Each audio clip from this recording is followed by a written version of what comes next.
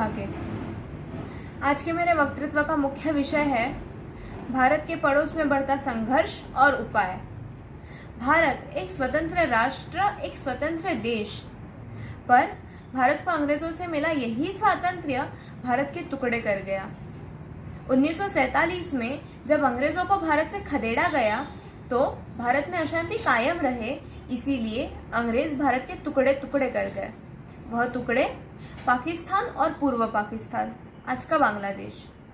पाकिस्तान भारत की सीमा पर आज भी अशांति फैलाने में सफल है और इसका मजबूत समर्थन भारत का एक और पड़ोसी राष्ट्र ड्रैगन करता है। चीन हमेशा से ही अपने देश और अपनी विचारधारा के विस्तार में लगा रहा है। हमें तो पता ही है कि कैसे तिब्बत पे अतिक्रमण कर उसने तिब्बत को अपना हिस्सा बना लिया। अस्तित्वहीन और दूसरों के रोटी पे जीने वाले लाचार पाकिस्तान का हमेशा से ही आतंकवाद पैदा करना और उसे फैलाना यही शौक रहा है, जिसके लिए वह हमेशा से ही आर्थिक मदद की खोज में रहता है।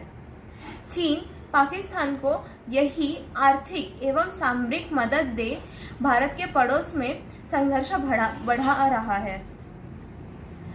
चीन ने भारत के अनेक जनता को अपनी कम्युनिस्ट विचारधारा से प्रभावित किया है। पाकिस्तान कश्मीर में लोगों को पैसों का लालच दिखाकर और धर्म का खौफ दिखाकर आतंकवाद करने के लिए प्रोत्साहित करता है। कपड़े, खिलौने, मोबाइल के उपकरण, दिए जैसे अनेक चीजों में, जैसे अनेक उद्योगों में, छोटे से बड़े उद्योगों में चीन ने अपना हक जमा लिया है। श्रीलंका पर तो पहले से ही चीन ने अपना अच्छा खासा काबू जमा के रखा है। नेपाल में ओली से साम और दाम की नीति उसे भी अपना हिस्सा बना रहा है। ऐसे भारत की चारों ओर से चीन ने अपने लिए प्रतिकूल स्थितियां बनाकर अभी भारत पे दबाव डालने की कोशिश कर रहा है। पर क्या ये पड़ोस में बढ़ता दबाव रोका नहीं जा सकता? भारत के कुछ मजबूत कदम इन सब चीजों पर रोकथाम लगा सकते हैं, क्योंकि हमें पता है कि एक जंगल में एक ही शेर रहता है। अगर वहां दो शेर आ जाए तो वही टिकता है जो सबसे शक्तिशाली और चालाक रहे।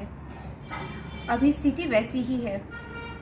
आशिया खंड के दक्षिण भाग में दो शेर हैं, चीन, भारत।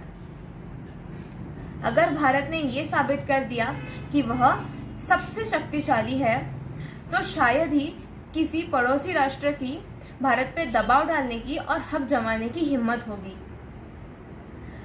अगर अपनी सेनाओं को, जल सेना, नौसेना, थल सेना, अगर इन्हें शूट एट साइट की अनुमति दी जाए तो शायद ही किसी की भारत में अतिक्रमण करने की हिम्मत होगी।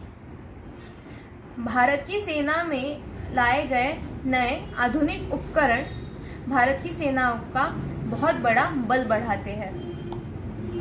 पर क्या सिर्फ अपनी सेनाओं का सशक्तिकरण कर और सरकार के कुछ मजबूत कदम उठाकर ही भारत सुरक्षित रह सकेगा? क्या हम नागरिकों का भारत को सुरक्षित रखने में कोई कर्तव्य नहीं? क्या करें हम भारत को सुरक्षित रखने के लिए? स्वदेशी वस्तुओं को स्वीकार, विदेशी वस्तुओं का बहिष्कार करना, खुद आत्मनिर्भर बनना, घर भेदियों को पहचान, उनका इंतजाम करना, क्योंकि हमें पता है, इतिहास गवाह है कि अंग्रेजों और मुगलों के साथ हुए युद्ध में जो भी असफलताएं मिली उसमें इन घर भेदियों का बहुत बड़ा योगदान था। हमें हिंदू मुस्लिम भेद छोड़ हमें हमारे देश हित की विचारधारा रखनी है। इसीलिए मेरा सारे धर्मगुरुओं से निवेदन है कि अगर वे अपने भाषणों में देश हित की बातें बताएं और एक विचारधारा जो देश हित की है, ऐसी विचारधारा लोगों में बढ़ाए, तो भारत का विकास और भारत सुरक्षित रहेगा। मेरा यह कहना गलत नहीं है कि भारत सरकार ने उठाए कुछ कदम, जैसे विश्व भर के बाकी राष्ट्रों से निभाई गई और बढ़ाई गई मित्रता, भारत के फौजों को सेनाओं को दिया गया समर्थन, प्रोत्साहन, यह कदम काफी प्रशंसनीय है। अगर भारत का यही सिलसिला आगे बढ़ा तो विश्व भर में भारत जल्द ही एक सर्वोत्कृष्ट राष्ट्र बनेगा। जय हिंद, जय भारत, वंदे मातरम। धन्यवाद।